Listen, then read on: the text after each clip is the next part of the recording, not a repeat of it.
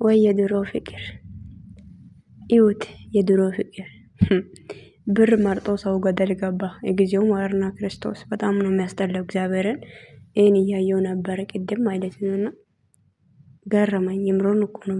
በጣም ነው ገረመኝ። ገባችሁ? ለካ ሁሉም የጊዜ ጉዳይ ነው። ሁሉም ጊዜ ይቀይራል። እድሜ የጨመረ ቁጥር ላይ ለካ የሰውን ህሊና ራሱ ሌላ ነገር እያሰበ ነው የሚሄደው ማለት ነው። ገባችሁ አይደለ?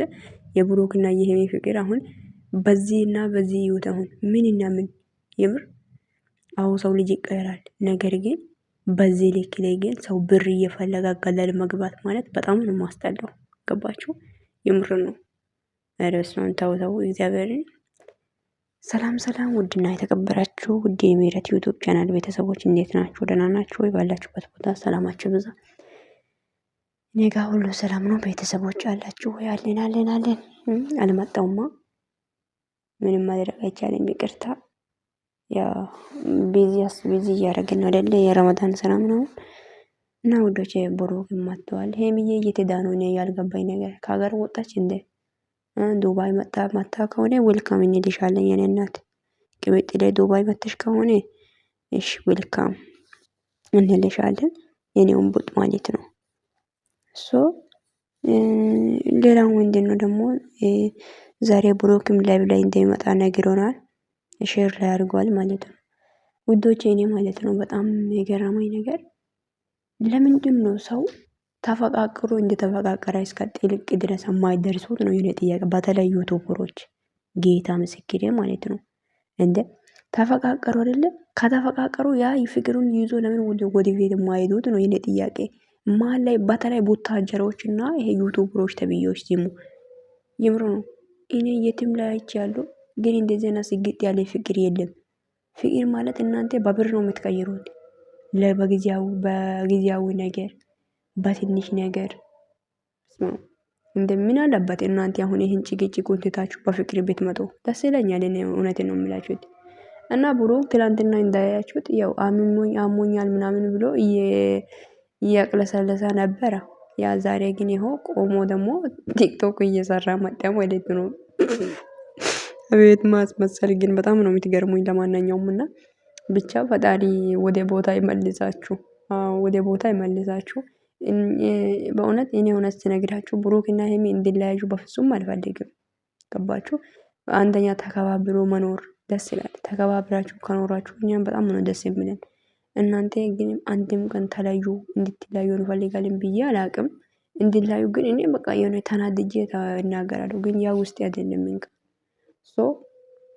ያው አንድ ቀን ተስፋ አረጋለሁ አንድ እንደምትሆኑ ድሮ ፍቅር እንደምትመለሱ።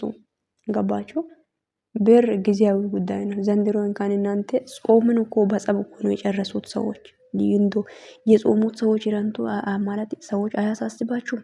አያሳዝናችሁም? እናንተ በቃ ከብር ውጪ ምንም ነገር አይታይም ነው። በጌታ በኢየሱስ በጣም ነው የምትገርሙኝና እና ውዶች እኔ ሄሚ ላይ ምንም ነገር መፍራት አልፈልግም። እና ደግሞ ትናንትና ብሩክ ስትሄድ ስልኳን ከእጇ ተቀብሎ ነበር። ያው ተቀብሎ ነበር። ያን ስልክም ደግሞ ያው ልትወስድ መታ ይሆን አላቅም። ብቻ እንጃ ዛሬ ቪዲዮ ላይ እናያለን ሁሉን ነገርና ዛሬ እሱ ቪዲዮ ላይ አይመጣም። እውነት ሲነግራችሁ እኔ እንደዛ ነው የመሰለኝ ነው የምናገረው። ግን ሄሚዬ ትመጣለች ብዬ አስባለሁ የኔ ውዶች። እና ውዶች በጣም ነው የምወዳቸው የብሩክና የሄሚ የድሮ ፍቅራችሁን እያየው በጣም ነው የገረመኝ። በጣም ግርም አለኝ። አይ ጊዜ ማይቀየር ነገር የለም። በእውነት ጊዜ ማይለወጥ ነገር የለም። በቃ ያኔ ልጅነት ላይ ብዙ ነገሮችን ሳታውቁ ራሱ ፍቅር በፍቅር ነበራችሁ። ፕራንክ ብትደራረጉ እንኳን ወዲያውም ነበረ ዛሬ ፕራንክ ነው ያረኩ ብራችሁ የምትነገሩት። አሁን ላይ ግን 1 ወር 2 ወር 3 ወር በስመአብ ወልድ እንደዚህ በቀስ የተነሳ ጸብ እስካሁንም ተይዞ ገደል ሊገቡ ነው ማለት ነው። በጣም ይገርማል። የምር ነው። በህይወታችን ውስጥ ላይ በብዙ ነገር ልንፈተን እንችላለን። ግን እንጃ ሁሌ በጸብ ሰው ልጅ ይፈተናል። ሁሌ እኔ ይከብዳል እውነት። ለማንኛውም ፈጣሪ ወደ ቦታ ይመልሳችሁ እና አጠገባችሁ ላይ ያላችሁ ሰዎች ናችሁ እና እናንተ ያደጋችሁ ቁጥር ላይ ጭንቅላታችሁ ሌላ ነገር እያሰበ እናንተ የጨመራችሁ ቁጥር ላይ ዳካ ጭንቅላትም እንደሚያደግ እናውቃለን። ግን እንደዚህ ደንዙ አይደለም ማደግ ያለባት፣ ደነዙ ነው አይደል? ቅንቅናም ሆኖ አይደለም ማደግ ያለባት። ፍቅርን እየተማረ ሰው ልጅን ማክበርን ማከባበርን እየተማረ ባድግ ጥሩ ነበር።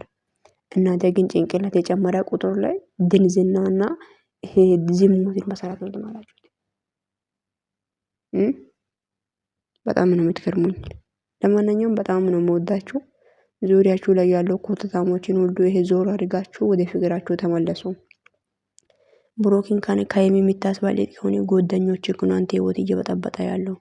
ሀይሚን የምትፈልጋት ከሆነ ህይወት ውስጥ ላይ ህይወት የሚመሰቃቅሎ ይሄ ፍጹም ተብዩ ነው ከህይወት ካስወጣ ገባ። ከዛ በኋላ ሌላ ነገር ታውራለህ።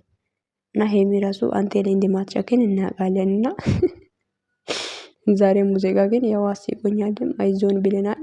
ሶሪ እና ብቻ ተመልሼ በሌላ ቪዲዮ እስኪገናኝ ውዶቼ በጣም ነው የምወዳችሁ። መልካም ምሽት ይሁንላችሁ። ባይ። በቀጣይ ቪዲዮ እንገናኛለን።